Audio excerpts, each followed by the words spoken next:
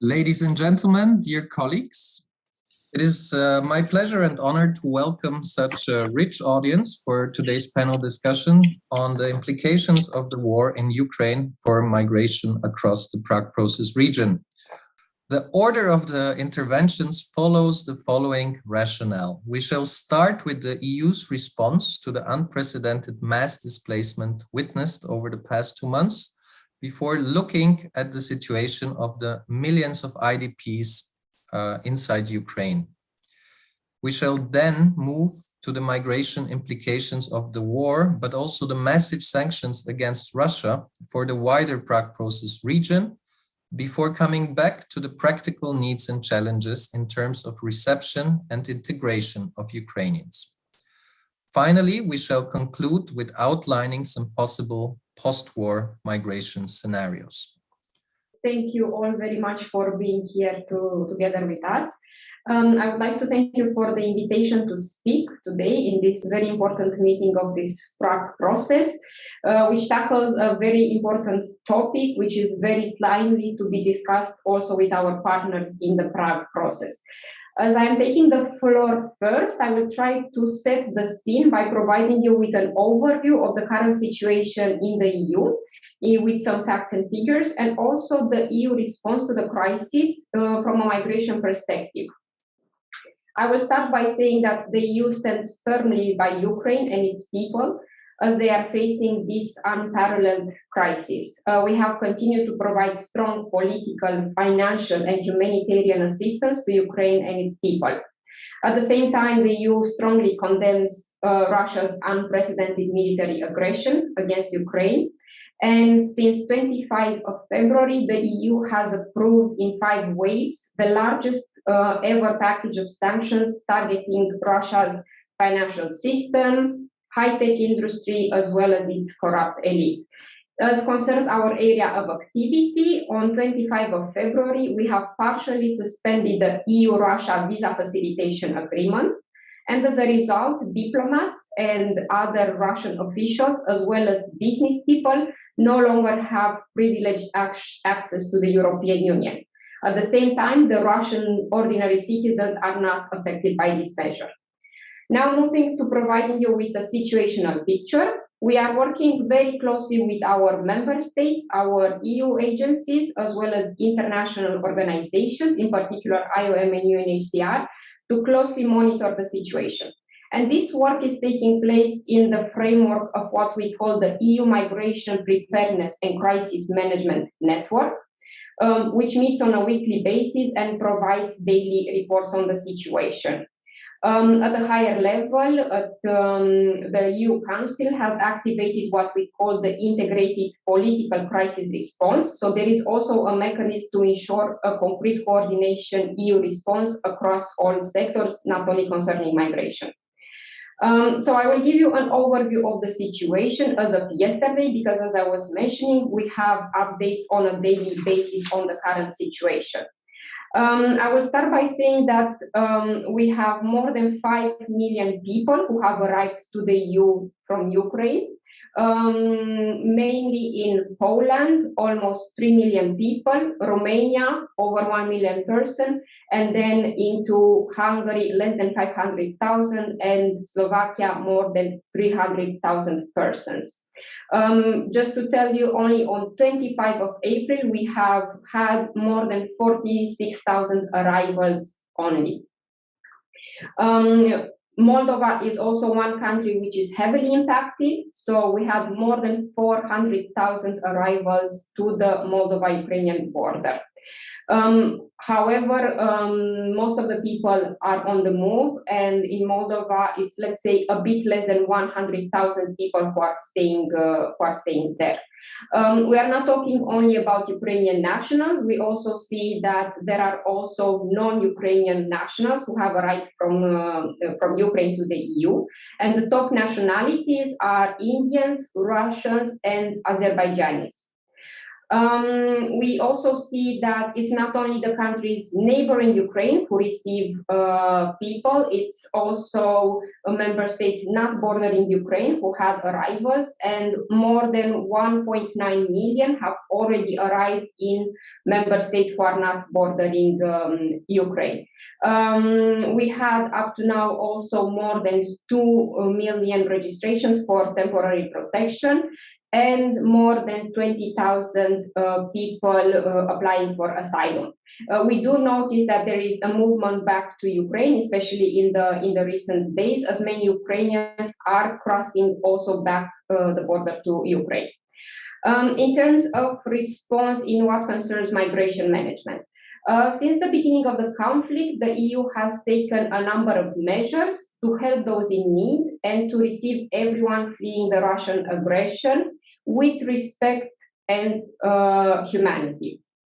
On 4th of March, we have activated the Temporary Protection Directive. This was a great achievement at the level of the European Union, and this provides immediate support and protection to the people fleeing the war in Ukraine.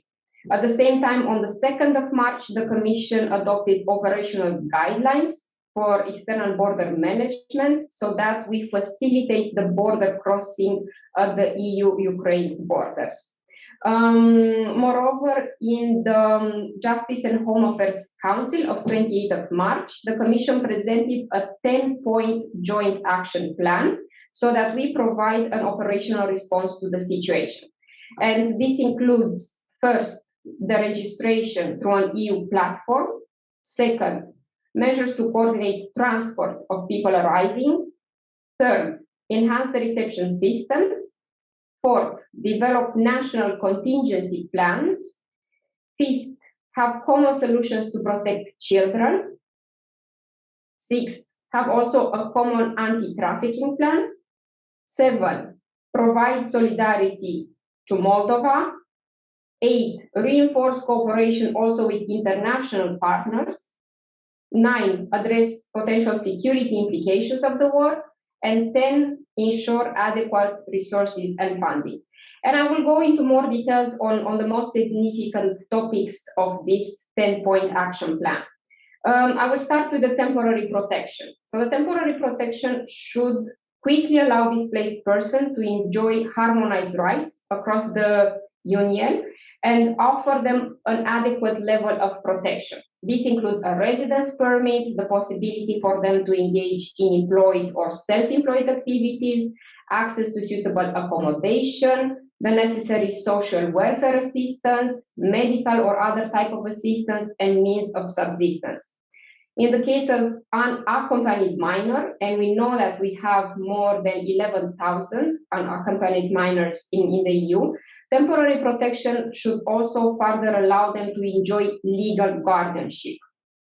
Also, persons who are under 18 should also enjoy access to education. For us, the protection of children is a key priority, and children must be, first of all, properly identified and registered, and afterwards provided with specific care. I would like to clarify that not only Ukrainians are covered by temporary protection, but it's also other non-Ukrainian nationals who are unable to return to their country of origin, and also their family members. In any case, all non-Ukrainian nationals and other countries in general, they maintain the right to apply for international protection in the EU. As I was mentioning, the registration of all refugees is a top priority for us, because it is important that we have an overview where the refugees are, where they are able to exercise their rights, and especially for children, to ensure that we are able to protect them. We are currently working on developing a platform to register the beneficiaries of temporary protection that could be implemented swiftly and without the need for further legal basis. We are also taking actions to facilitate refugees to cross borders within Europe and to reach other member states. And we are also working on ensuring a better spread of information. The Commission already has launched a dedicated website for people fleeing Ukraine, where they can find useful information on what services can be provided in the European Union and in specific member states. The Commission is following very closely the implementation of the Temporary Protection Directive and receives regular reporting from the member states. Our member states have transposed the Temporary Protection Directive into national law. Denmark, who is not bound by the directive, also has adopted a national bill on temporary residence permits for displaced persons from Ukraine. And as mentioned earlier, we have more than 2 million registrations for temporary protection. And perhaps the number may seem low as compared to the number of arrivals, but we also need to keep in mind that Ukraine is a visa-free country. And this means that Ukrainians have the right to come to the EU and to stay for up to 90 days without any further requirements. One particular concern that we have in this period is the risk of trafficking in human beings, and we are also taking a number of actions in this area. And in the coming weeks, the EU Anti-Trafficking Coordinator will present a common anti-trafficking plan, which sets out measures and consolidates all efforts that we are making together with the member states and also with our EU agencies.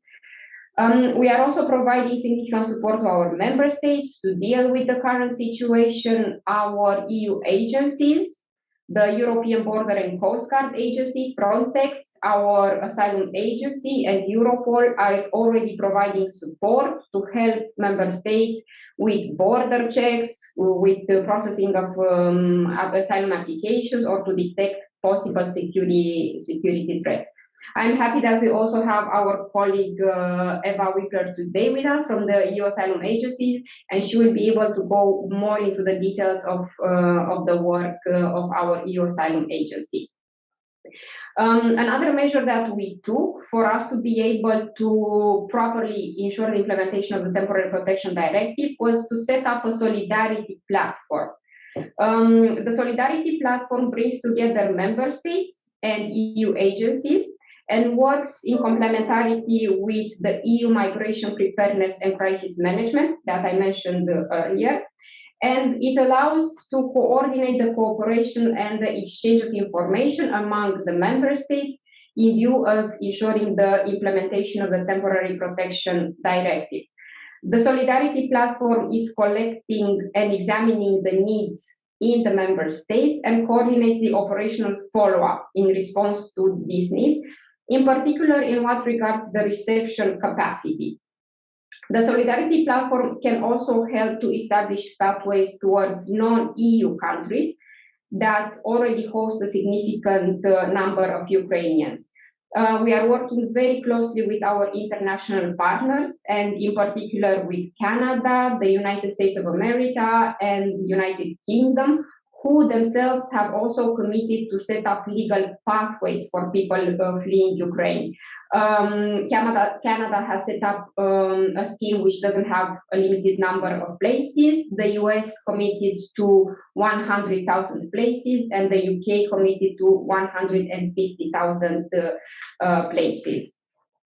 Of course, for them, there are also some important challenges that have to be addressed in terms of providing visas, transfer, security for the transfer of these people. As I was mentioning earlier, Moldova was one country which was under a huge strain with the number of arrivals, and we are doing all our efforts to also support Moldova. So the Solidarity Platform also coordinates the member states' efforts to show solidarity towards Moldova. And up so far, we had 12 member states, as well as Norway, Liechtenstein, and Switzerland, who made pledges to welcome almost 20,000 people from Moldova. And out of these pledges, over 1,000 persons have already been transferred from Moldova to our EU member states. In addition, the European Union has also signed a legally binding agreement between with the Republic of Moldova on border management cooperation, which allows our agency Frontex to increase their deployment of teams and to support border management with executive power, including the registration and border checks, of course, under the lead of the Moldovan authorities, both the border with Romania as well as with Ukraine. I will end my intervention with a few words on funding, because funding is a very important element to support the implementation of our action. The Commission has proposed to facilitate the flexible use of funding, which were still available from the 2014-2020 programs under the cohesion funds, as well as under DG Home policies. In addition, available funding under the program called Recovery Assistance for Cohesion and the Territories of Europe. We were able in the 2020 tranche to ensure up to 10 billion euros, which could be used, of course, also in line with the objectives of ensuring recovery after the pandemic. And to support member states, and in particularly those close to the EU borders with Ukraine, the Commission proposed to make available 3.4 billion of pre-financing payments so that it speeds up the access to the funds. And to provide a comprehensive guidance and individualized support to the member states, the Commission also has established a one-stop shop so that member states have one place in which they have all the information available and can request support for the funds. Also, as part of the EU contribution to the Stand Up for Ukraine campaign, our President of the Commission has announced an additional 400 million euros, which would be dedicated to support the refugees in the most affected member states from the Asylum, Migration and Integration Fund, as well as the Border and Visa Instrument. And we are currently in close contact with all member states to discuss how to make better use of the Union funds, including the European Social Fund, as well as the European Regional Development Fund, who can also greatly contribute, especially in what regards, let's say, the further steps, which I didn't mention in my presentation, but of course, the next challenges would be to look at the integration of these persons arriving from Ukraine. I would like to close here my intervention, and I'm looking forward to our discussion. Thank you very much, Ms. Plesu. I think this was a very good setting of the stage, and I would immediately like to invite Ms. Eva Wippler from the European Union Asylum Agencies to complement what was just said and tell us more about how the agency supports member states in the current situation. Thank you. Thank you very much, Chair. Good morning, colleagues. Good morning to all participants. I also would like to thank you very much for having invited the agency to this very timely initiative and this panel discussion on Ukraine. It is really a good opportunity to reflect together and also cross-regionally on the impact of the war and how we can provide support to countries and people in need in the most meaningful way. Georgiana from the European Commission already mentioned that the EU agencies are supporting member states. And here the EUAA, the European Asylum Agency, is one of the agencies first in line to respond to the immediate pressures that EU member states are currently facing as a result of the war. And I would like to talk you through some of the activities that we are currently undertaking to support member states' authorities.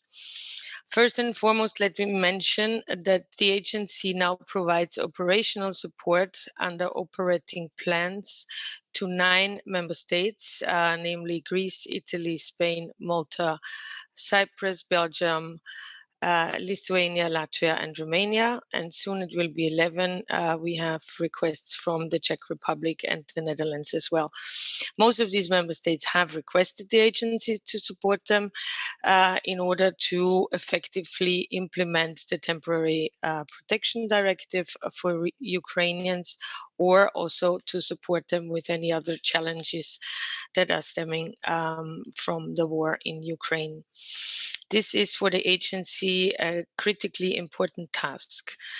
And depending on the member states, the operational support that we are offering also takes different forms. This includes support with information provision to displaced Ukrainians. In some cases, we support with registration for temporary protection or even the issuing of temporary protection cards.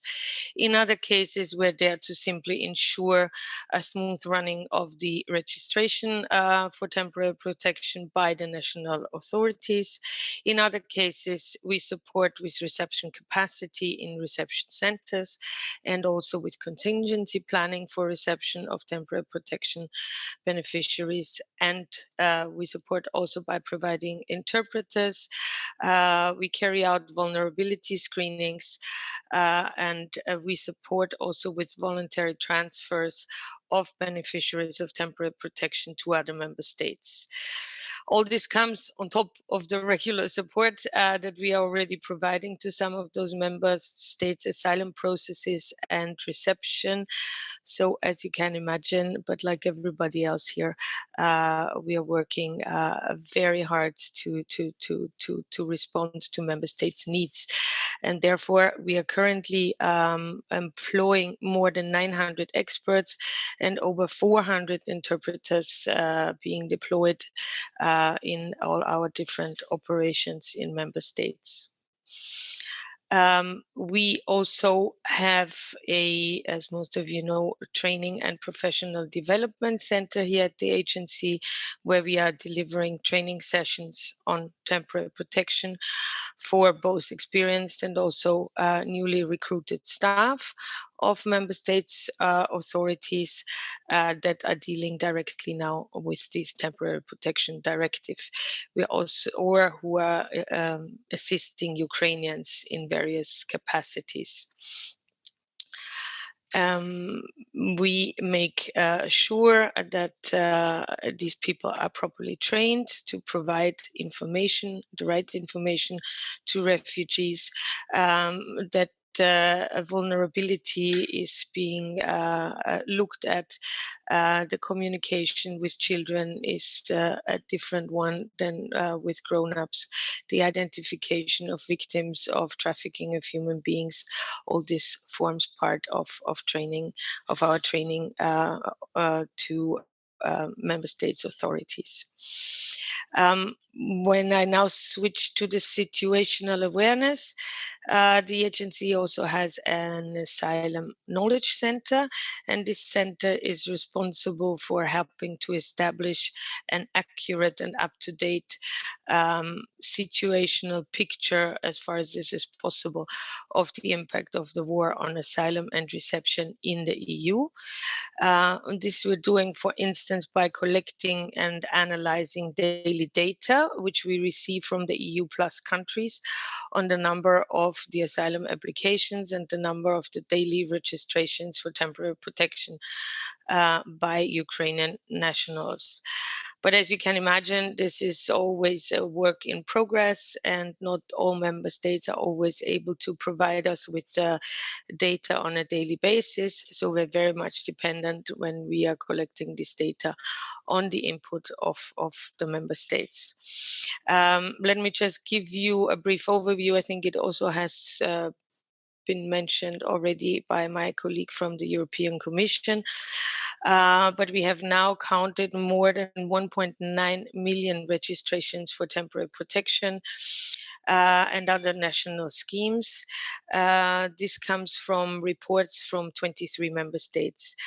Only during the last week, between 18th and 24th of April, close to 115,000 registrations took place. This data comes from up to 20 member states. It depends on the day. Sometimes they're more, sometimes they're less. With regard to the latest asylum trends, since the invasion has started between the Monday 28th of February until last Sunday 24th of April, April, there were approximately 20,500 applications for international protection by Ukrainian nationals, and this is reported from 16 to the rest of the EU plus countries, depending also on the day. Last week, we had 417 applications for international protection by Ukrainian nationals. So as you can see, there's many more who are registering under temporary protection schemes, whereas much less are applying actually for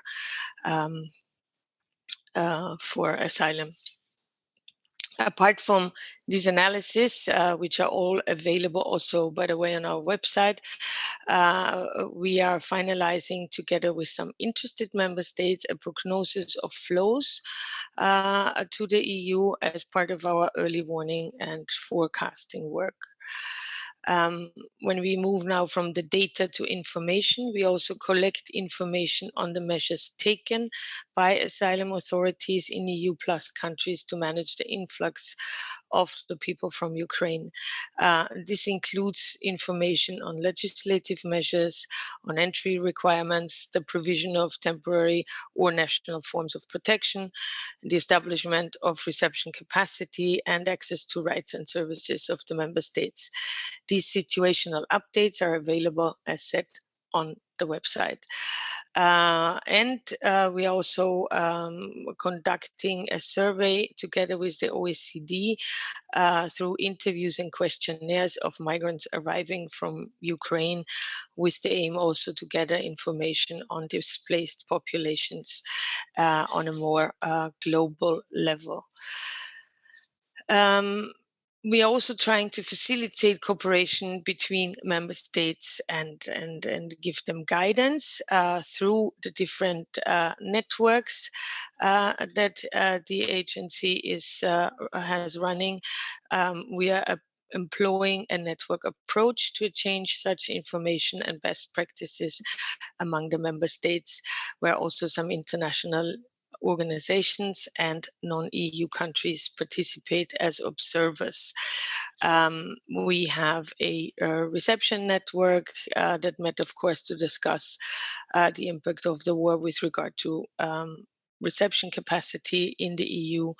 Our asylum processes network dedicated a discussion on temporary protection from the perspective of the procedure and to discuss the challenges with the member states. Then we have a vulnerability expert network where we discuss the topics of mental health and support for children and women and the most vulnerable, as the name already suggests. And we also have a so-called exclusion network that has met to discuss possible consideration on exclusion in the context of temporary protection. With regard to specific guidance, tools and recommendations that are being developed by all these networks on relevant issues and for the relevant authorities, we are supporting them, and this has been highly appreciated. The agency has in this context also been working on guidelines for private accommodation and on guidance on asylum claims relating to the military service. We also have information leaflets on temporary protection, informing refugees about their rights. We also, to finalize my presentation here, I just want to give you a short information that we are also cooperating, which is possible through our enhanced mandate, with non-EU partners in this regard. The agency took part in a scoping mission jointly with the European Commission and other EU agencies to Moldova to understand the situation on the ground and to identify where we can best provide support.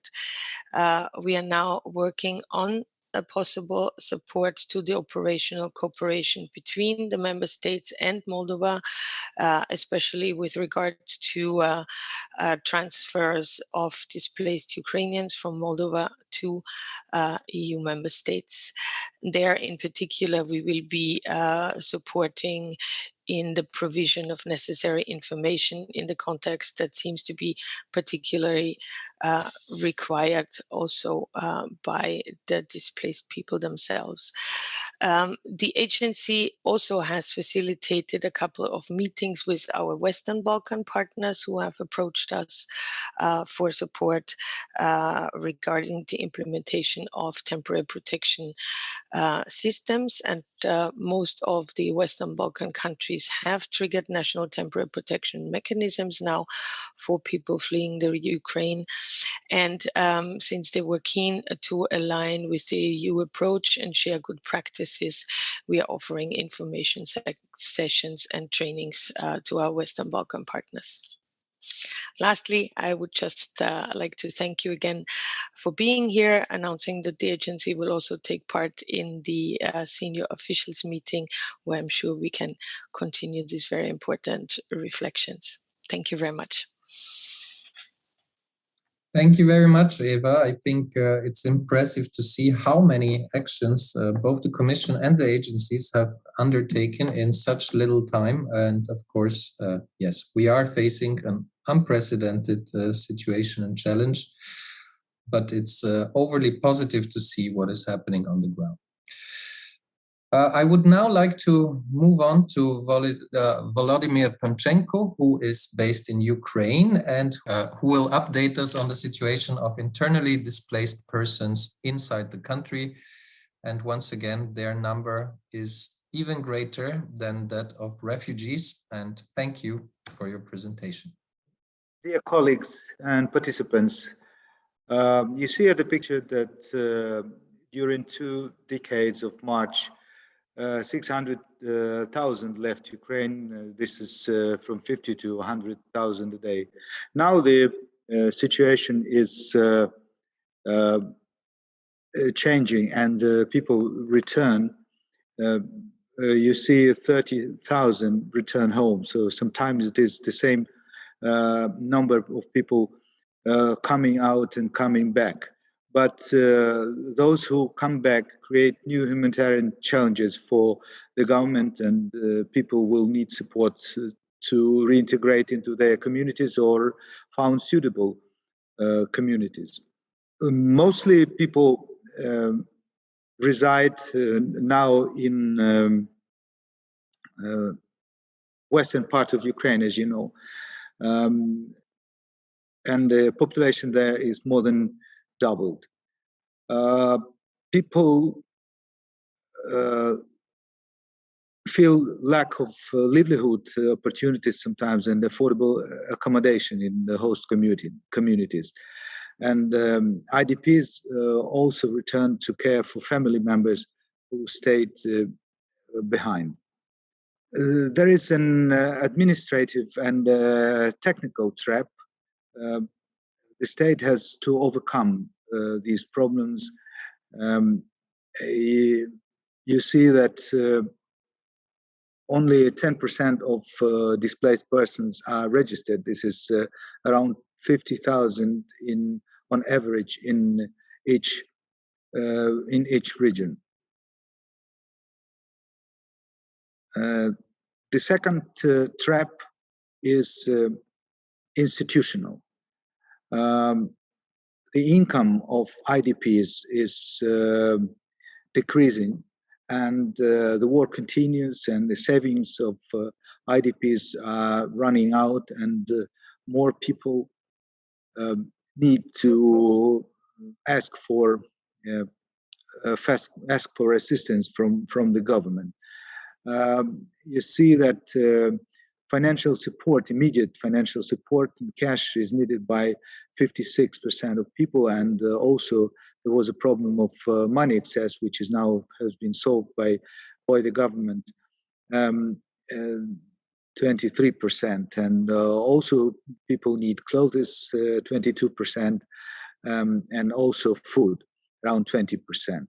When speaking about comparative analysis of needs of IDPs and non-displaced persons, we have to have in mind that only 16% of IDPs have in ownership some accommodation.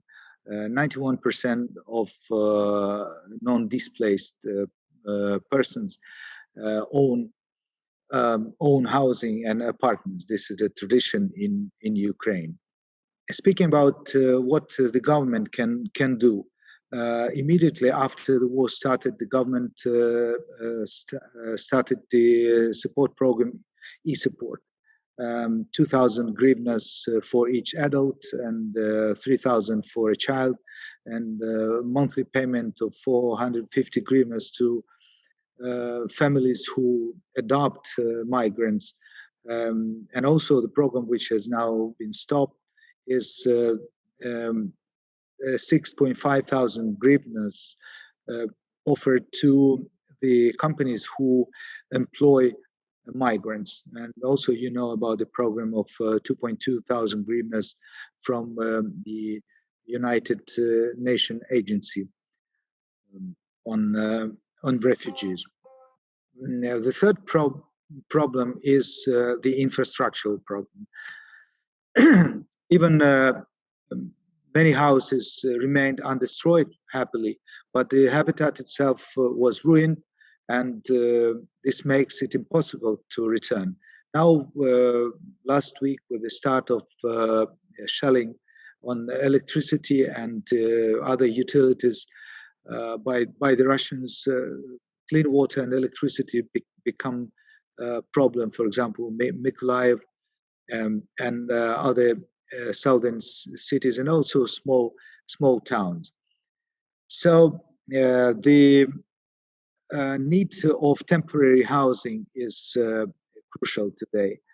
The state have been providing free housing to IDPs since 2014, with the first wave of IDPs. In this year, 2022, was planned to spend around 2 billion hryvnia for resettling the IDPs. But today, with the number increased from 1.5 to 7 million of IDPs, the government should have in mind previous experience that when building temporary housing, we have to have in mind that people live there for 7 years, and the warranty period for some modular towns is 5 years. Infrastructural trap becomes investment and financial trap. Existing lending programs were widened now, for example, affordable mortgage, but it is designed for active migrants. And as the migrants who have lost their jobs, they don't have money to do down payment and monthly payments. There's also a state program for people 70 to 30 when the housing exists in the hands of the local communities, and then given for free to the IDPs. But this program needs 10, 20 times much more money. Luckily, the government has solved the problem with the government together with the partners. IMF opened a special account for $5 billion per month. So the Ukrainian retired people and other budget spending is in a good shape, but there should be additional payment for building a temporary housing. Speaking about temporary housing, there are good proposals on the market from European and Turkish companies with the houses like 25 square meters with the cost only of 10,000 euros, though it is very small, only 6 square meters, with the standard in Ukraine 13 meters per person. but it has a kitchen, bathroom, and beds, everything. So with such temporary towns, they fit the situation, and the authorities started to implement simplified directive allocation of land, for example, Lviv, Ivano-Frankivsk, and they are going to settle down 20,000 people near each city, but you understand that the need is 10 times higher today. The next trap is regulatory trap. It is connected already with the businesses. You know, there are more than 1,000 companies registered in the Ministry of Economy to be relocated, but now this process is slowing down because the businesses they don't know where to go, and with the shelling and bombardments in Western cities with infrastructure, there is a hesitation whether it is needed to go abroad. And this is now for 2 weeks, the situation is like that. The government does much with regulation, but still we have this regulatory trap. Speaking about widening this opportunity, the government has to start to build a large number of new workshops for the relocated companies, because they don't find on the places of relocation appropriate premises for their manufacturing. About the programs of recovery, President Zelensky understands that the jobless IDP intensifies migration crisis, and Ukraine has to raise money as credits, investments, and also the assistance to specifically to create jobs. There's a program by the presidential decree 23 working groups. The respective ministers already started to develop programs for after-war recovery, but it is needed not only long-term but short-term progress. And also, Western think tanks are offering their views. For example, Center for Economic and Policy Research published a blueprint for the reconstruction of Ukraine. This study analyzes post-Second World War recovery plan, the reunification of Germany plan, the reconstruction of Iraq and Afghanistan, which is recommended, and also reconstructions following natural disasters. So, speaking about those long-term programs, it is recommended special war investment insurance programs, which are existing only for the marine, but they should be used for the companies who would be willing to come from Europe and to support the companies giving jobs who are relocated from east, north, and now from south of Ukraine. For European countries which host Ukrainian refugees, we've heard about that from the previous speaker, which is very nice how Europe treats Ukrainian refugees, but there is a separate challenge of potential reunification of families. As soon as restrictions on the exit of men of the conscription age is lifted, the men would be willing to join their families in Europe, and they will worsen the situation with the immigrants, with the refugees in Europe. Thank you very much. Thank you very much, Mr. Panchenko, for this presentation. it opens a lot of questions, but I hope we will get there later on. And now I would like to pass the floor to Ms. Olga Gulina and invite her to share her presentation on the migration implications elsewhere in the Prague Process region. Thank you so much. I have also created a PPT for your better understanding of my thoughts on the following 3 points. The first point is about modern migration outflows from Russia and a portrait of a potential immigrant. The second one is deals with impact of the war in the migrant sending countries. And the third one aims to present scenarios that seems as a realistic one in the years to come. Let us start. It is not a big secret that over decades, we observe, research, and analyzed migration from Central Asian and Caucasus country to Russia. Now we see so-called migration in reverse. The countries of Central Asia and Caucasus have already faced an influx of Russian nationals seeking to settle down outside of Russia. Here is important to say there is no official data from either the Russian Federation or hosting countries. Here you can see my summary of data from open sources and some interviews with a representative of state authorities which were available in media.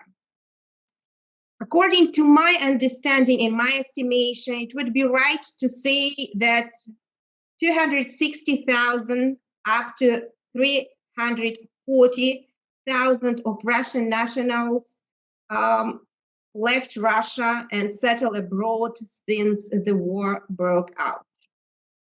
The newly independent states, as you can see here, Kazakhstan, Kyrgyzstan, Uzbekistan, Georgia, Armenia, are of special interest of Russian immigrants. There are a couple of reasons for this choice. The first reason is that those countries, I mean countries of Central Asia and Caucasus, have a liberal migration order of entry for Russian citizens. It means that, for example, the country of Eurasian Union, I mean Kyrgyzstan, Kazakhstan, Armenia, allow Russians to stay up to 30 days without registration. Then he or she can register on a simple notification basis. The procedure is quite simple, and also you can do it via internet. Georgia also allows a Russian to stay for up to 1 year on its territory. After 1 year, Russian national must leave Georgia or submit documents for a temporary or a permanent residence permit. But it's also quite feasible procedure. Uzbekistan relaunched a website that give an opportunity to submit documents for electronic visas. And the second reason why Russians prefer to immigrate to Central Asia and Caucasus, it's a social linguistical, I will say, choice. Russian language remain Franco-lingua in our region, and therefore Russian living in Russia feel quite comfortable in those countries, and in daily basis, in daily life, they can use their own language. And now is important question, who is leaving Russia? There is 2 pilots projects that deal with social demographical characteristics of immigrants. What we know exactly, the best minds, literally, creme de la creme of Russia, are leaving the country. They are young, aged, as you can see, 25 up to 44. It's near 60, the majority of those working age, they're young, well-educated. 1/3 of them IT specialists. And what we know exactly, it's like non-return immigration. It means those people, majority of them, are not keen to get back to Russia. According to early survey results, we know that those people are not directly affected by war, yet they are leaving the country because of war. The push factor for their immigration are Russian censorship law, their fears that they have no chance to do their business in the current environment, and like the fear of repression inside the country. What we also know from this early survey results that modern immigration from Russia has a male face. Majority of immigrants are men. And we keep observing what is going on in the coming months. We expected that the number of people interested to leave Russia will grow. Let us come to the second point of my presentation. It's about impact of the war on migrant receiving country. I will particularly say here, take an example of Uzbekistan. Here, you can see the official data from the Russian Ministry of Internal Affairs. At the end of 2021, over 4 million of Uzbek nationals, over 2 million of Tajik nationals, and approximately 800,000 of Kyrgyz nationals were registered on the territory of Russia for employment reason. We have already known that 130,000 of Uzbek nationals and over 60,000 of Tajik labor migrants returned home. As I told, I will give you an example of Uzbekistan because the data is available on Uzbekistan. Their Agency for External Labor Migration of Uzbekistan conducted its own survey on reasons for the return of labor migrants from Russia. It's over 15,000 of labor migrants or Uzbek nationals, it will be right to say, answered this survey.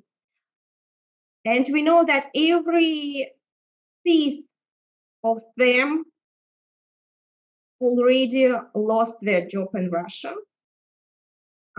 Near every 5th have troubles in transferring remittances from Russia to Uzbekistan.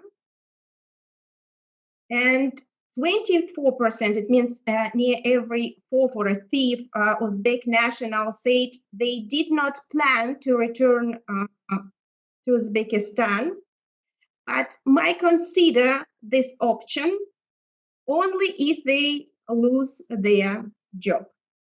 Interestingly, according to this survey, that every 36% of all respondents do not think about returning back to Uzbekistan because, as they said, they have a job contract in Russia and no chances to get a good job in Uzbekistan.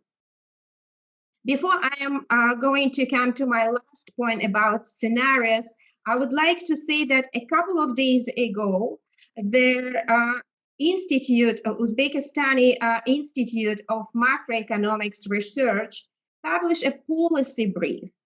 The main goal of this policy brief was to analyze what kind of migration destination are open to Uzbek migrants. What other country can change or diversify its migration flows. They come up with a very thought-provoking results. First of all, they find out that Poland, France, Germany, and the United Kingdom can supply from 8 up to 80% of current migration flows from Uzbekistan. Singapore, Arabic Emirates, and Japan can supply from 4 up to 49% of current migration flows from Uzbekistan. The precondition for such positive scenarios are fluency in English among potential labor migrants and diplomatic mission of Uzbekistan in those countries. Honestly, I'm not so optimistic as authors of this policy brief, but the idea as scenarios which they offer sounds quite interesting and needs to be taken in observation.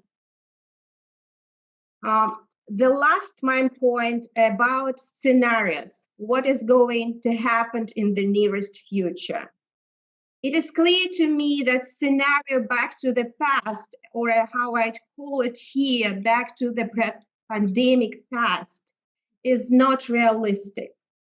Either in short-term perspective, up to 5 years or 3-5 years, or long-term perspectives up to 10 years. In my view, there are only 2 scenarios, a soft one or a hard one. Which scenarios will work out depends on many circumstances, the length of war, success of measures on diversification of migration flows. It also depends on actions of actors inside and outside those countries, and etc. There are some interesting points. For example, some Russian-based experts say that membership of Eurasian Union can solve a demographic pressure in Central Asian countries and employ Uzbek Tajik migrants in Russia. I'm personally less optimistic on this, given de facto exclusion of Russia from international markets, from international business. I think the Central Asian and Caucasus country could change their geographical positioning and also dependence on Russia. However, the main question, who can be a key player or who is ready to take a role of key player in the reform and integration in our region? China, the EU, India, Turkey, United States, all those questions remain unanswered and open and needs to be discussed. The hard scenario seems more realistic to me. In the years, or it's better to say in the months to come, we will witness some changes in citizenship law of Russia. It means those labor migrants who do not consider leaving Russia as an option, they can get Russian citizenship in a simplified order. And those naturalized Russian and Russian citizens, according to my understanding, can replace foreign workers on the territory of Russia. That's all. Thank you for your attention. Thank you very much, Olga, for sharing these insights on Russia, Central Asia, South Caucasus countries, which of course all belong to the Prague Process. I would now like to return to the EU side of events and invite my colleague Justina Fodelak to address the integration, reception, accommodation of Ukrainians across the EU. Thank you. Thank you very much, Alex, and thank you for your kind invitation to today's extremely interesting webinar. Indeed, I will move us again to EU and focus on a couple of issues related mostly to the inclusion and integration of temporary protection beneficiaries. As it was mentioned before, over 5 million of people fled across Ukraine's borders, with the vast majority heading to the neighboring EU countries. And right now, attention is necessarily focused, of course, on reception of those fleeing a war, because physical safety, humanitarian aid must be the first priority. But it is also a time for EU member states and the EU in general to start thinking about how to best help newcomers settle in. And here the Temporary Protection Directive is a huge achievement, as Georgiana mentioned, because it allows this group to access essential integration-related services, but also labor market, basically immediately. And we know from the past experience that acting early is actually a key to supporting successful integration of both migrants and refugees. So with this in mind, I would like to focus on a couple of questions that are essential for this process. First, who is arriving and where exactly? Second, what are the most urgent needs of these particular groups that are arriving from Ukraine? And finally, touch upon the issue of integration capacities, integration experience of some of the frontline states. So who is arriving and where? I might state the obvious right now, but it's important to underline that in the context of our discussion.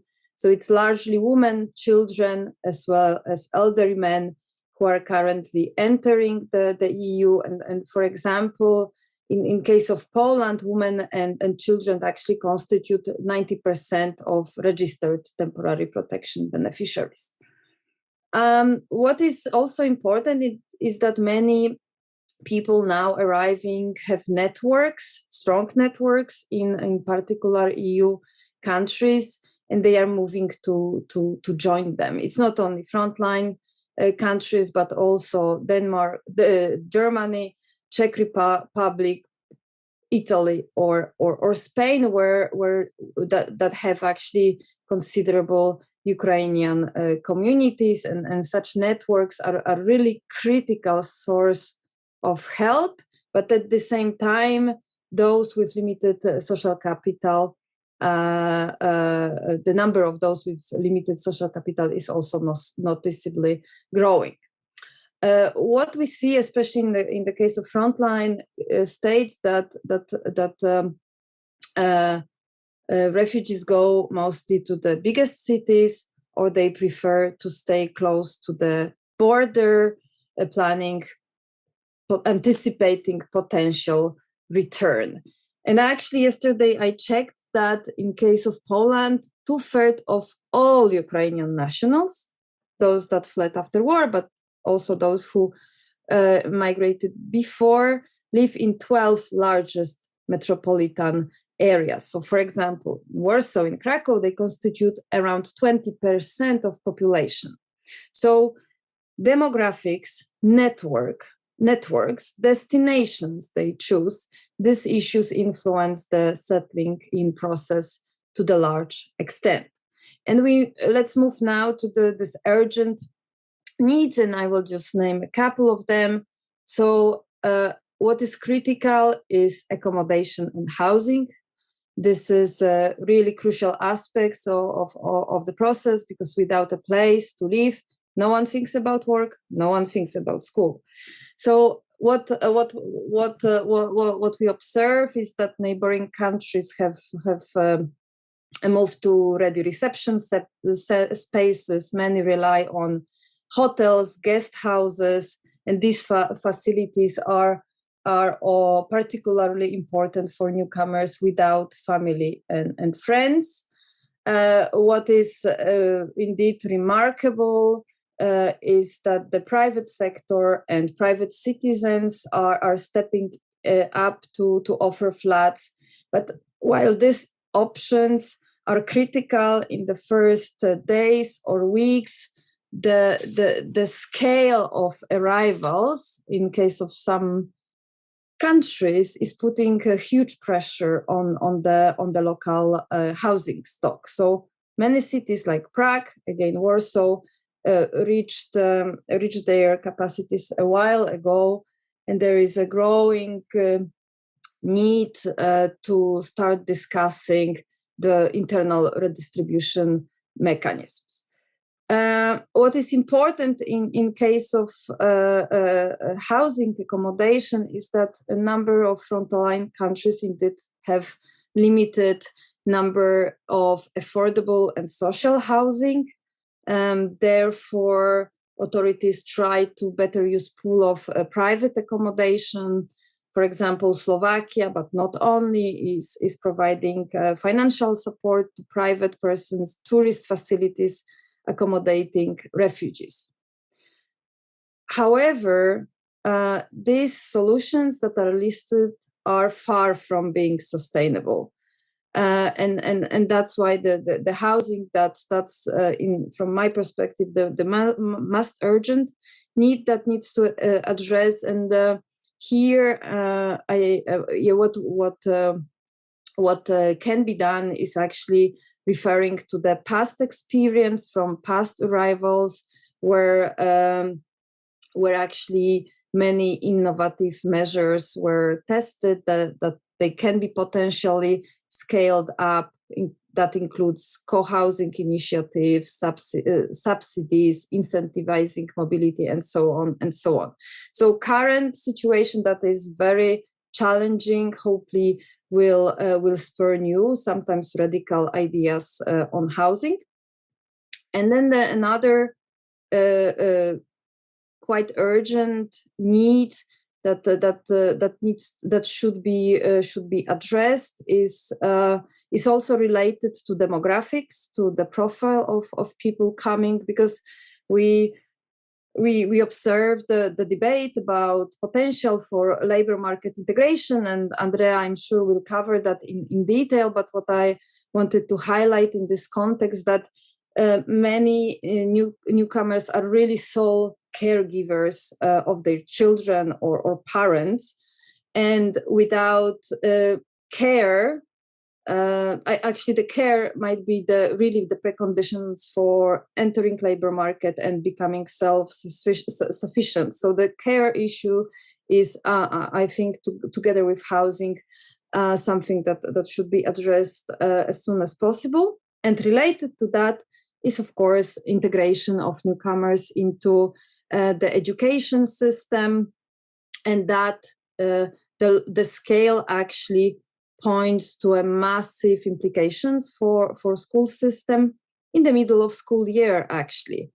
Again, I would like to refer to some statistics. So as of yesterday, there were about 200,000 Ukrainian children attending Polish schools, only majority going to primary school. So while member states channel children mostly to the mainstream education, various measures are tested, like special classes for transition period, hiring Ukrainian speaking staff as assistants of local teachers. Some initiatives include also connecting Ukrainian students with distance learning options in Ukraine. So that's the example of Czech Republic, Latvia, but also a number of other countries. But we should also not forget about students, university students, because in their case, the education was also disrupted. So there is a support coming from declarations coming from many countries that access will be eased, if financial support would be provided. Some member states started hiring Ukrainian researchers directly. So a lot is happening, but there is indeed a need for better coordination when it comes to integration. And so I highlighted really just a couple of aspects that are crucial for settling in process. We should not forget that medical and mental health services are of utmost importance, and of course the labor market integration that will be covered shortly. And to wrap up, what should be said is that indeed the scale of arrivals would test any country, not only frontline countries, of course. But there is another aspect that we should remember about when it comes to inclusion and integration, that some of them have really limited experience when it comes to integration. And whereas many realized the importance of comprehensive immigration policies, there is still a room for improvement when it comes to integration. So we see that it's learning by doing for many of us, but there is also a lot to learn from experience that we gathered after 2015, 16. We should really revisit that. And last point is that in case of this region, because of limited experience, the integration policy has been largely projectized, and that is pointing to the need to shift to more long-term holistic approach, and actually finding this right balance between mainstream and tailored support will be a key in the coming weeks and months, mostly for this region.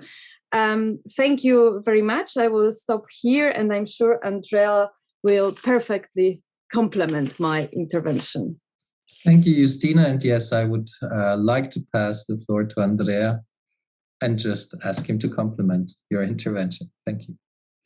Yeah, thank you very much, Alex. Thank you very much, Justina, to highlight certain descriptive aspects on which I will not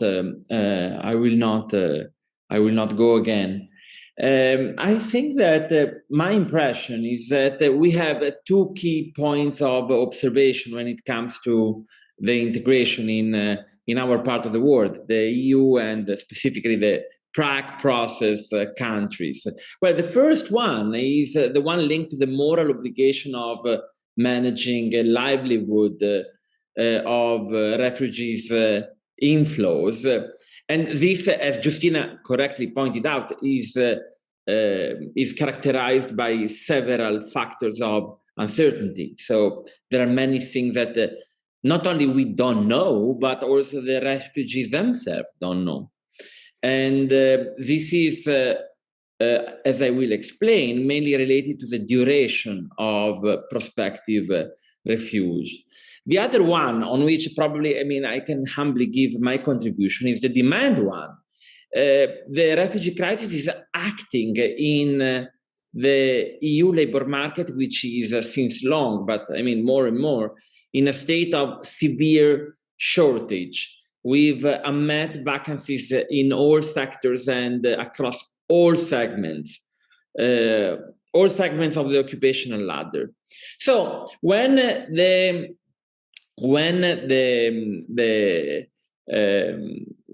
we received in March the information about the TPD, I remember a policy brief by Mr. Hoffman, by ICMPT. We all expected to manage this labor market integration strategy. However, now we've counting 2 months into the crisis, I feel, and it's the same sensation that I had in the previous refugee crisis in which I was involved, that, correct me if I'm wrong, a skills matching strategy, a labor adjustment strategy alone by the receiving countries is, how can I say, is hard to implement as a self-standing, because as usual we see that forced migration flows have their own color, and particularly this migration flow, this refugee flow has its own migration colors, uncertainty, and especially about the temporality of the movement.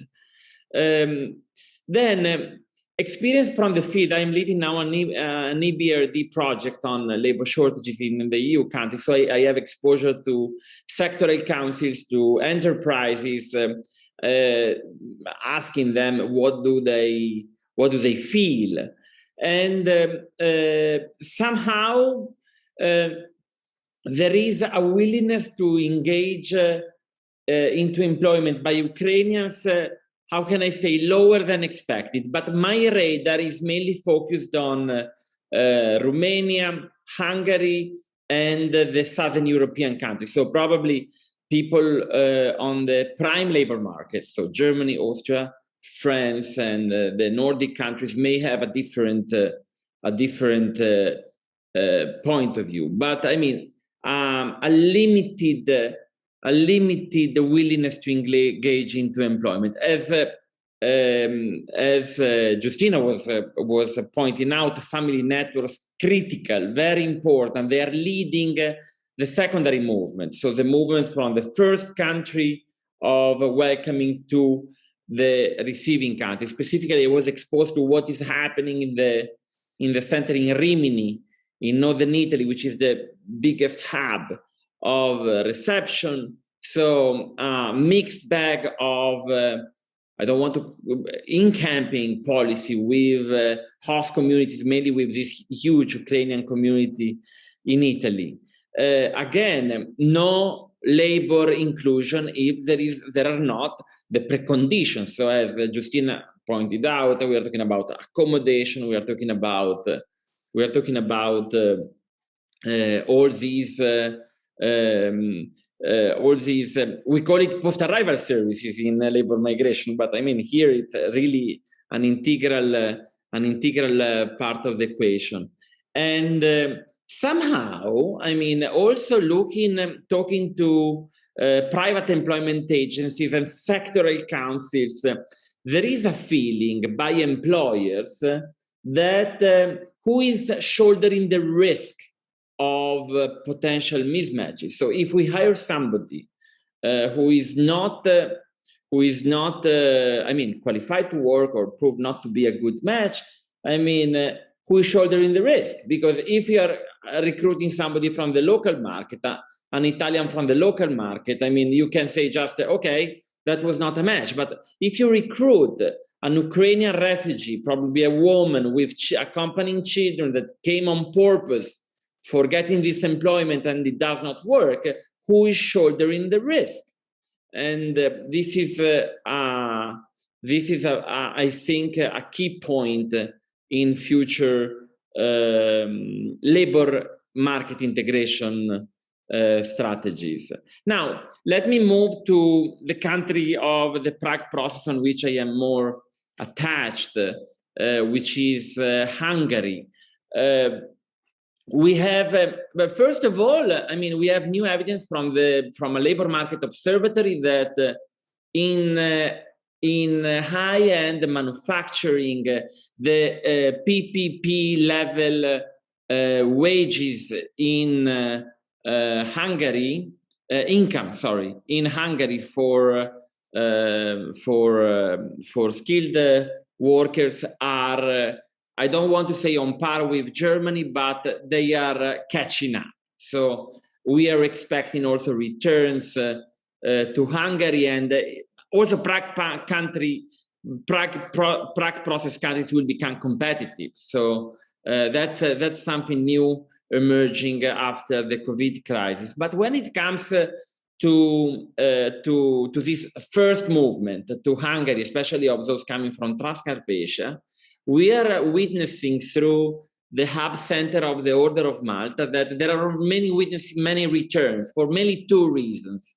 First, there is from Hungarian nationals a very strong attachment to the land. You know, many refugees mention that they want to be there first. I mean, in our history department, we were quite surprised by it.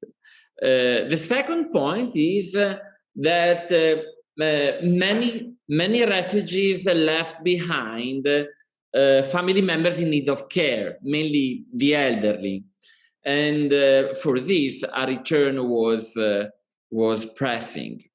Voila, so homework obligations and attachment to land, and this also documented to many returns to Kiev, as probably other panelists can better document than myself.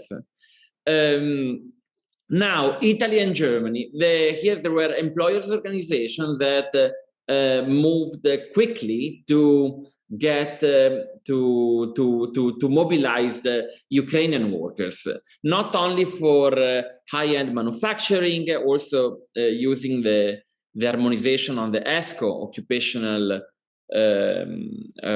occupational system, but also on lower end of the occupational ladder. So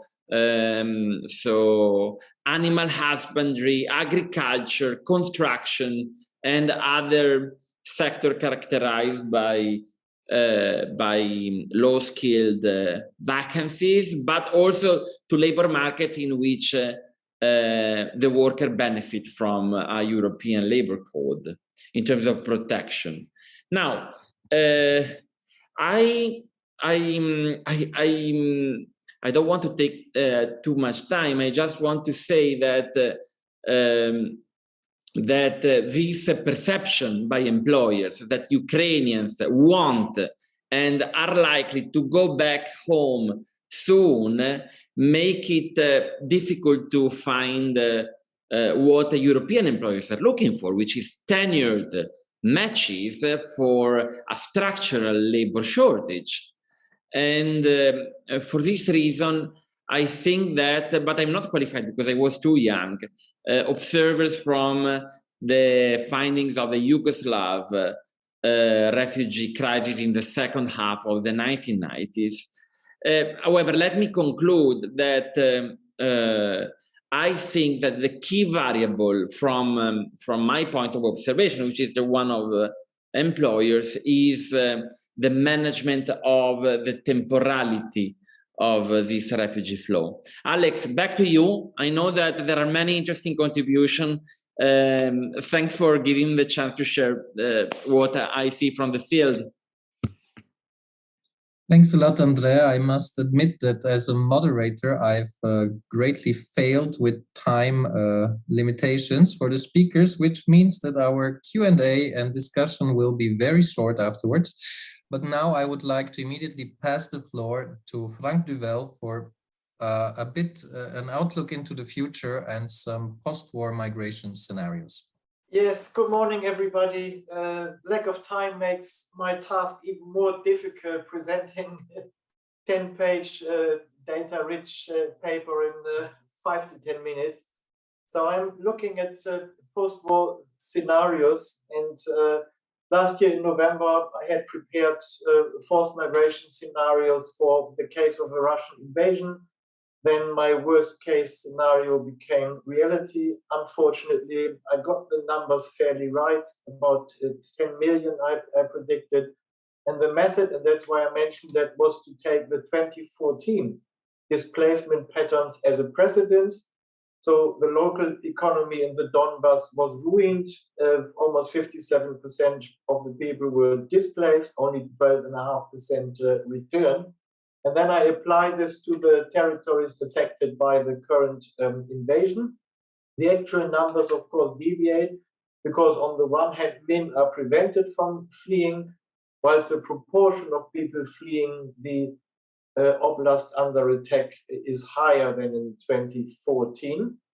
And also people are fleeing from the territory not immediately affected by the fighting. In any case, developing post-war scenarios is a lot more complex, I found, than developing scenarios on the impact of the war, because there is a much larger number of drivers. That's the main challenge. So what I consider very briefly is a pre-war situation, so existing migration networks on the one hand, migration aspirations on the other hand, then some key drivers of forced migration because they are different from drivers of voluntary migration, and third, capacity and resilience of the host countries and communities. And so what we have as a starting point is just over 2 million registered Ukrainians in the EU and EFTA countries, obviously another number of irregular migrants. So that's a vast migration network. Then the proportion of people fleeing is higher than it was predicted from 2014, because people also flee in a preemptive fashion. Then before the war, we had very high, but actually decreasing migration aspirations of Ukrainians up to 50% in 2012, but then diminishing to probably 26%. But we know from World Gallup and other surveys that it's easier said than done. Wanting to migrate in the end is rather 3, maybe 4% to actually put these aspirations into practice. We also know 30 to 50% of all displaced persons are seeking shelter abroad.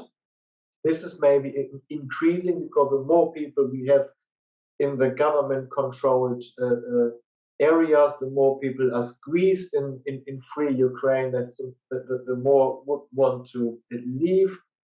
We have very few surveys and statistics on return aspirations.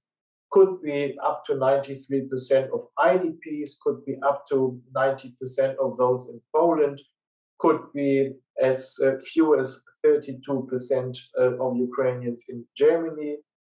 All numbers have to be treated with caution. The surveys are rather not representative. We've also heard quite a bit about return. Maybe 20%, maybe 16% have already returned to Western Ukraine, to Kiev, to Odessa. Those who stay are then more likely to develop in family reunion aspirations. Finally, so far, I think there are few signs that resilience of the host countries are fading. All EU host countries rather experience population aging, potentially even shrinking. Some key host countries like Poland lost significant populations due to emigration. All host countries enjoy economic growth and all report significant job vacancies. So the macro demographic economic data looks quite good. Also, to date, there is almost no unrest or conflict reported from any of these countries related to hosting Ukrainians, also very different from 2015-16, I'd say. Mentioning a couple of relevant macro level and micro level drivers. Important is the duration of the war. The longer it takes, the more likely people leave, the more likely they want to stay for longer. Related to that is the scope of destruction. The more destruction, the less likely are people going to return. Proportion of occupied territory, very obviously, most people don't want to return to occupied territory. Then absorption capacity of IDPs related to gross regional product plays a role. The economic outlook of Ukraine, the reconstruction efforts, the speed thereof. Would there be a Marshall Plan that's certainly attracting people back to Ukraine? And the family status, forced separation on the one hand inspires return migration. But loss or killing of close family members, husbands, of course, why would people want to go back? Ethnicity might play a role, because people identifying themselves as ethnic Ukrainians would definitely not want to go to any occupied territory. Duration of stay plays a role in the EU, because that determines the quality of integration, the legal status, of course, how precarious or secure would be a post-war status beyond the temporary protection element.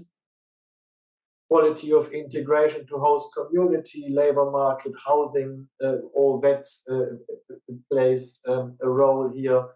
The need to generate remittances from family members still in Ukraine is an important factor. If parents are left back home, they need expensive medicines. People might need to stay rather in Europe, find a job.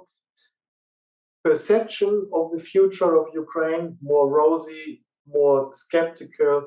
Perception of life in Ukraine, all that comes into play when we talk about migration scenarios. I've developed a map, very messy, maybe we circulate the presentations later. Population of the oblasts, percentage of those who identify themselves as Russians. Then the gross regional product, because that's important to understand the economic capacity of the oblast to integrate IDPs. And then these fancy lines depict the various scenarios on the outcome of the war. So what could be the possible scenarios here?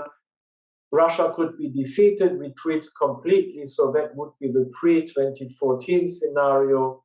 Probably most unlikely, still migration, migrants in EU countries below the 1.65 million. Scenario B, current invasion would be stopped and reversed, so this is largely the status quo of 2014. Maybe also rather unlikely, more than 1.65 million refugees would remain staying in EU countries. The current situation is rather depicted by scenario C. So Russia occupies most of Donetsk, Lugansk, part of Kharkiv, parts of Zaporizhia, parts of Kherson, another frozen conflict. Western aid would be made available to rebuild the sovereign parts of the country. So this is very important. Fast economic recovery. Still, I'd suggest there could be up to 3.5 million Ukrainians remaining in the current host countries. A much worse scenario, Russia occupies all territory east of the line, Mykolaiv, Kiev. Western aid would only benefit free Western Ukraine, but Western Ukraine would remain structurally and economically weak. That was the situation at the end of March. This is now more unlikely because of the retreat of the Russian army. In that case, we would have probably up to 5 million Ukrainians remaining in EU countries. The worst case scenario, probably Ukraine would be defeated, little or no reconstruction, no economic recovery, probably rather unrealistic. 18.8 up to 20 million people might be displaced, longer term seeking shelter outside of Ukraine. Protracted war, similar to the situation in Ukraine. Reconstruction is stalled, rather no economic recovery, very precarious security situation, ongoing continuous migration, at least 20 million people, 60-70% of the entire population would leave. And to summarize this, it would look like these 6 scenarios, and there are lots of in-betweens, like depending whether or not Russia would continue invasion to the west, Mykolaiv and Odessa Oblast. And I stop here. I think I managed pretty good with timing. Extremely condensed and extremely challenging task, I must admit. Thank you. Thank you very much, Frank Duvel. I think you did excellently, both on drivers and scenarios. Just please stop sharing the presentation before I give the floor to Professor Rainer Münz, who has now the comfort of having heard everyone speak before him, but also has the experience to add to that. And I would perhaps ask him to share his experiences from historic events of the past, and also maybe provide an outlook into the future. Yeah, thank you, Alexander.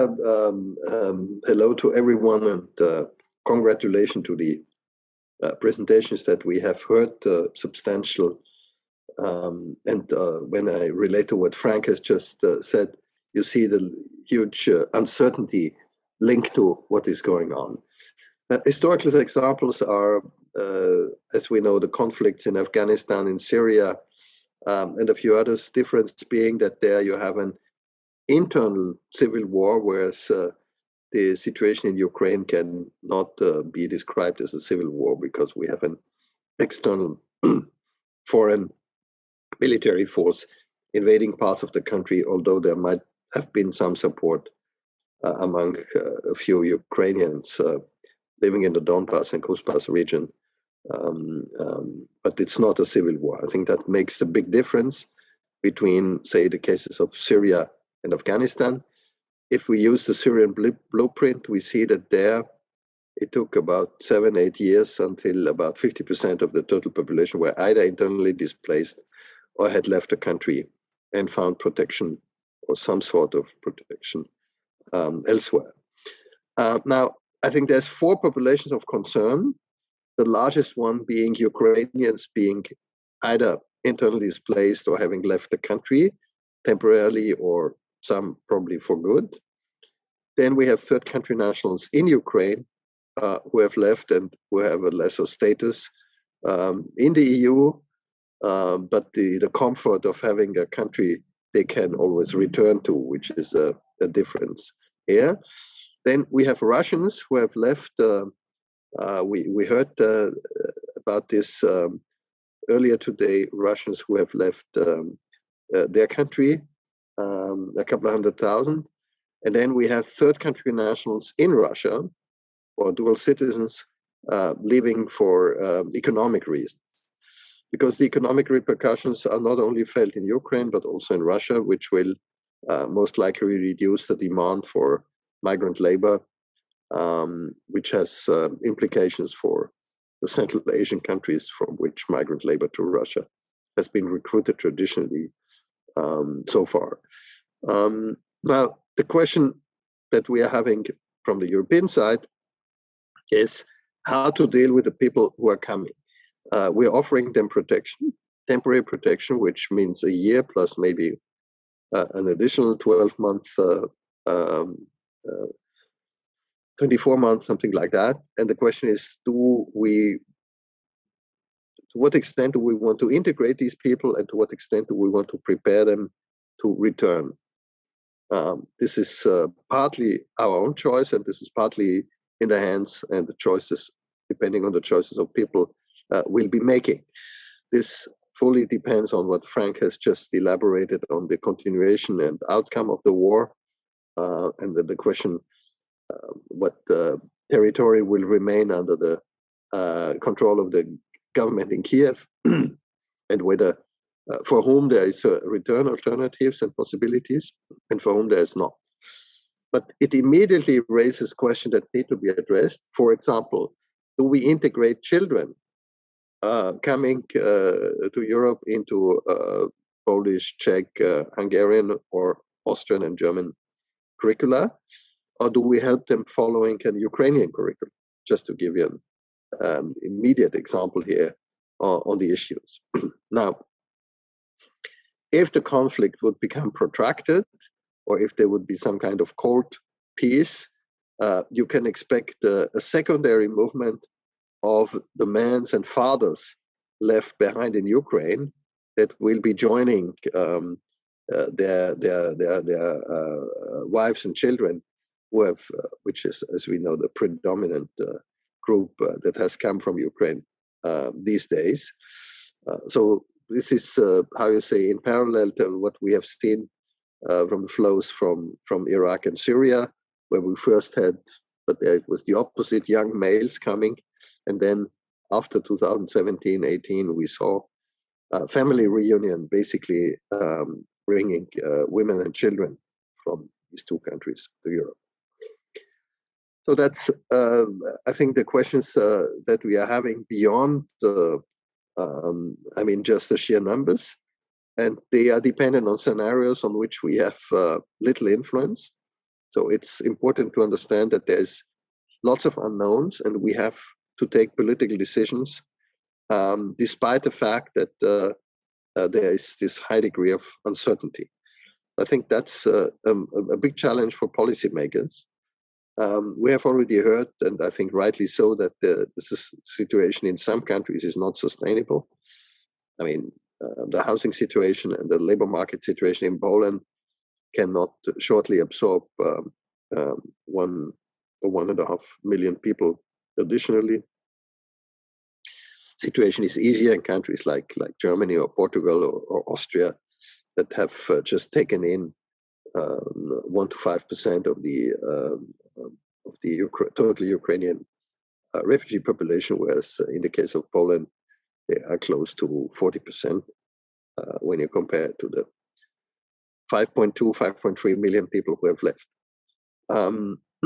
There's also certain people who have not yet registered as people asking for temporary protection, but are waiting apparently to take a decision. And that's one of the main reasons why the neighboring countries, in particular Poland and Romania and Transnistria, are having a large Ukrainian refugee population, because it's easier to go back to Ukraine from there, or at least it appears to be easier, and people are just crossing the border and try to stay nearby. Where we have a similar situation when you look at the first stage of Syrian outflows, where people were also trying to stay nearby in Jordan, Lebanon, and the southeast of Turkey in order to be able to go back anytime, which has by and large not materialized. So I think it will be important to see what the outcome is, an outcome that we don't know yet. We have to take decisions now and along the way, despite the fact that we don't know exactly with what kind of situation we will have to deal, and Ukrainian and other refugees will have to deal between now and, say, the end of next year. So I hope I have saved some time, and over to you, Alexander, so that we have some possibility of Q&A. Thanks. Thank you all. I must admit, 2 hours is a bit short for this panel, but that's what we planned for, and I would thus now move on immediately to the Q&A and basically ask all of you for one final statement, and I would like to summarize the questions that are in the chat. There is one question on third country nationals and how they are treated inside the EU. There is another one relating to trafficking in human beings and especially children. And there was also a question particularly to the European Commission, which mentioned integration as a next step, whether that means that the EU is interested in Ukrainian refugees staying permanently in the EU. So these are 3 questions that I would invite anyone who feels like intervening on those to address them.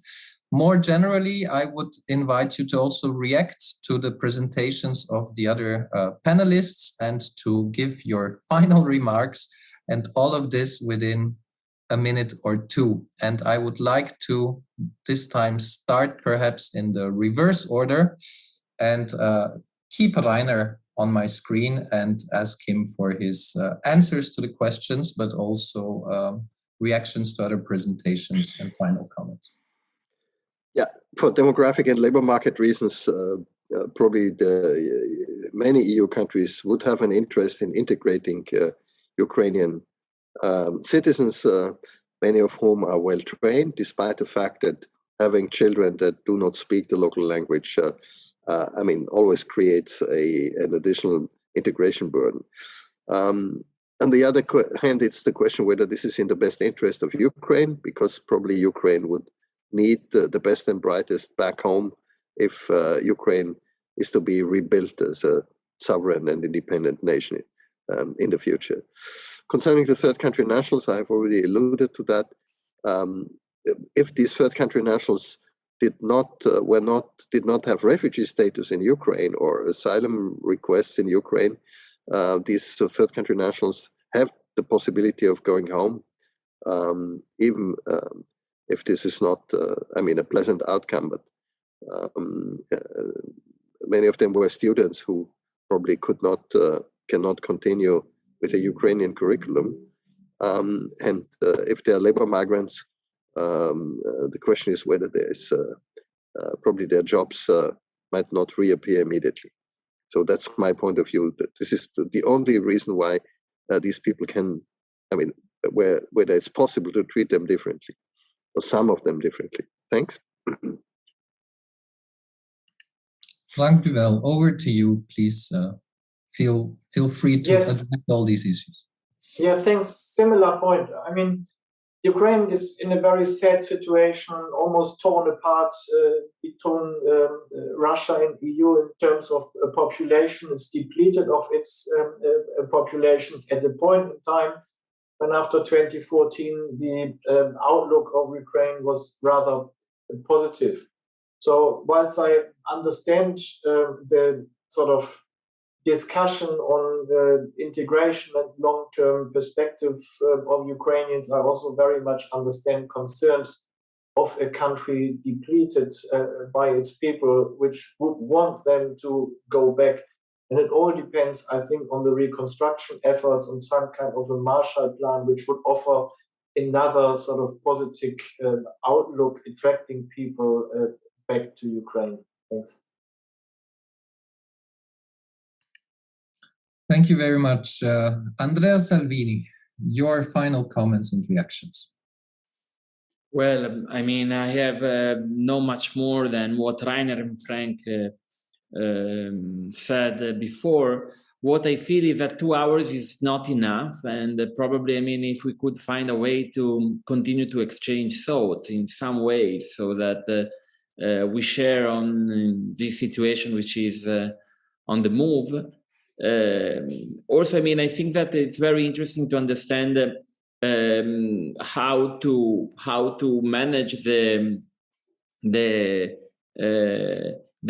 return, also not to deploy the Ukrainian the labor force in Ukraine of valuable skills for the reconstruction phase. This is an important thing because, of course, any employers in Europe is trying to get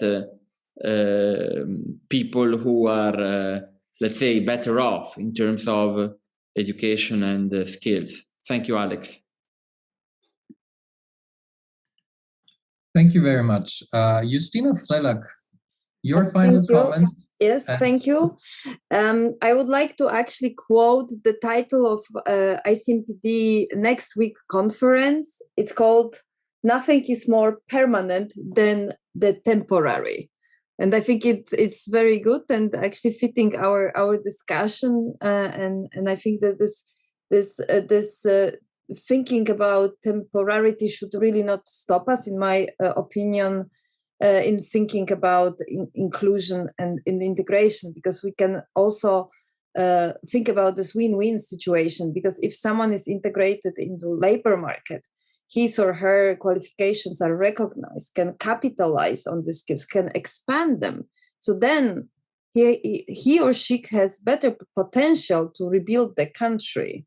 So this temporarity, yeah, I mean, the big question whether we should invest if someone can return, but yeah, this temporarity might last years for some, and that's why maybe that this more proactive approaches are should be considered, and the same goes for education. I mean, we see the mainstreaming policies, but at the same time, many children attend Ukrainian education in parallel, and maybe this is the way out. Thank you. Thank you very much, Justina, also for mentioning the upcoming Traffic conference, which is next Tuesday, which addresses exactly forced displacement and is co-organized by ICMPD. So please inform yourselves. The Traffic conference with a G at the end is on Tuesday. It will be very interesting and the findings are very rich. It's been research and analysis for several years, and it touches exactly on the topics that we're discussing. Next, I would like to pass the floor to Olga Gulina and ask her for her remarks and answers. Okay, my last remarks probably will be more or less question to all panelists and participants. This war will have consequences and will change European and Eurasian continents forever. However, we already witness and know about humanitarian migration in mass from Ukraine, but less and less experts deal with scenarios of possible migration, humanitarian migration from Russia. Russia with population of 147 million, we need to think over what will happen for nearest future with the people living in Russia. That's all. Thank you. Thank you very much. And I would then like to pass the floor to Mr. Panchenko.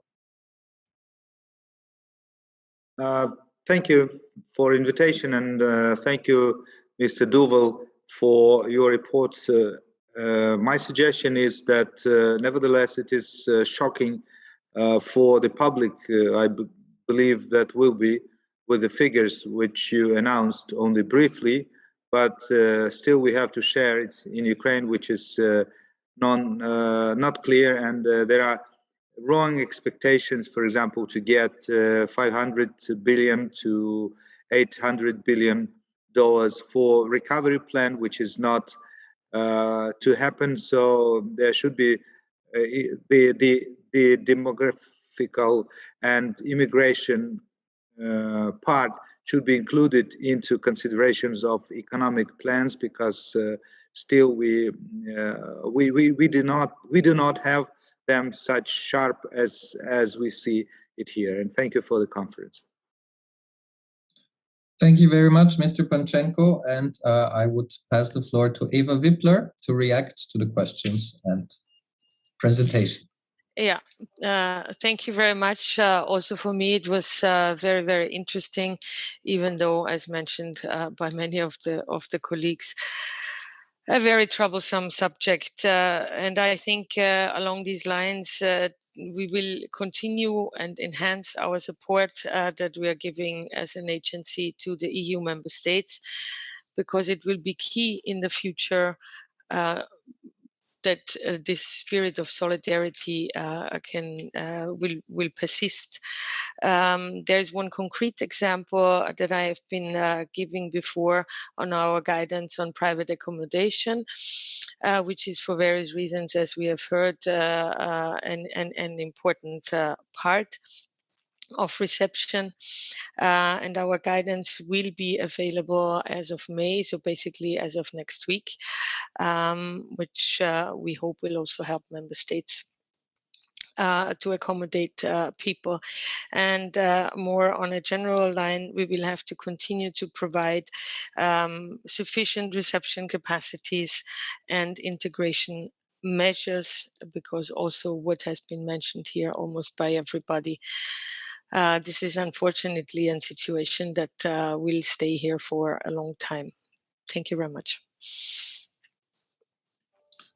Thank you. Last but not least, Georgiana Plesu, there were some questions addressed to you specifically in the chat, but please also feel free to react to the presentations and speakers. Thank you very much, Alexander, and thanks a lot to all panelists for their presentations and also for the questions which I see here in the chat. I will start with the question which was asked regarding the long-term integration, if the EU sees these people on the long term.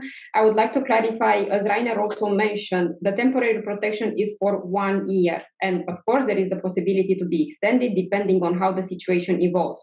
So in this case, our, let's say, time frame is the time frame which is given by the temporary protection. Of course, we know that for Ukraine, it's important that it keeps its talent at home. We don't want to have a brain drain now. And I also have to say that in all of the measures that we are taking, we are working very closely with our Ukrainian colleagues, be it here in the Ukraine's mission in Brussels, being within the country with the State Migration Service, especially. We have a very good cooperation. It's actually impressive how the Ukrainian colleagues still manage, to perform their functions despite the situation in the country. We recently had some discussions about their efforts to, release the migrants which are currently held in detention centers, so their efforts to identify them, to cooperate with the countries of origin, because of course the countries of origin need to take the ultimate responsibility. So at the same time of them fighting the war, they are also trying, to protect the borders, trying to prevent irregular migration to the EU. So it's just amazing how they are doing all of this. We are also having Ukrainian colleagues attending the Solidarity platform. So indeed, all of these discussions that we're having, it's in close cooperation with them. So we are taking measures together. When I mentioned integration, I was referring mostly to, like the early integration measure, like the education, housing, labor market, which have to be, they are already provided under the Temporary Protection Directive, but we have to make sure that they work in practice as well. And on the labor migration, actually, yesterday the EU adopted a legal migration package, which also has some specific actions to facilitate the integration into the labor market of people fleeing the conflict. And this refers to a pilot project that we will make on an EU talent pool. So we will have an EU-wide platform to match the needs of the employers with what people fleeing from the war are looking in terms of job. Of course, I have heard all the other, let's say, challenges, and especially in Justina's presentations, indeed, we have to take into account that most of the people arriving are, women, mothers with children, elderly people. So yes, without the child care, it's difficult for a woman, for a mother to actually find a job.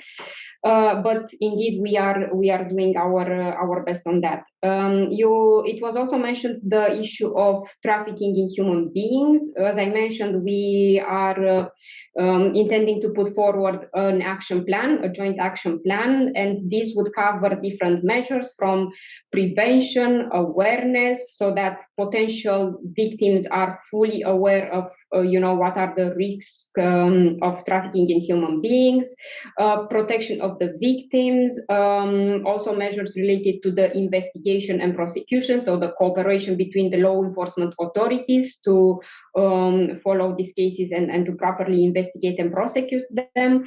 One important aspect is also the registration of people who are willing to accommodate, or vehicles who are coming to transport the people at the border, because we do know that there were a lot of citizens who are, let's say, very kind and good-willing, but it's important also that there's a tracing of who is taking a person and providing accommodation and who is transporting a person, so that we avoid the risk of trafficking in human beings. Children are a very important priority because they are also a very important category, very vulnerable. That's why I mentioned that it's important to register them so that we know exactly where they are and what they are given in terms of protection. If they are unaccompanied, member states should appoint legal guardians so that the is someone responsible for them. And we are also planning to issue some specific guidance for the protection of children. I have also seen some questions in the chat. I see that there are many questions now in the chat. Probably I will not be able to look into them. But I have seen the question of third country nationals, so non-Ukrainians. What I would like to clarify is that under the temporary protection, it is not only the Ukrainians who are covered, but it's also third country nationals. So those, for example, who had a refugee status in Ukraine, as well as their family members, and also those third country nationals who had a residence permit and for some reason they are unable to return to their country of origin. Of course, if third country nationals are able to return to their country of origin, this is what they are expected to do. And of course, it's also important to mention that countries of origin also need to take responsibility for their own citizens. Of course, if they are able to return safely into their country of origin. And in any case, as I mentioned, all third country nationals have the right to apply for international protection. So even though we're not speaking about the Temporary Protection Directive, all third country nationals, when arriving into the EU, they have the right to apply for international protection. So that would be, let's say, a different strand of application, but they have the possibility to do so. And of course, ourselves at the level of the European Commission, we are very strong on the principle of non-discrimination. This is something that we have in the EU law, in the Charter of Fundamental Rights. And of course, we insist on the application of non-discrimination in the implementation of the legal provisions.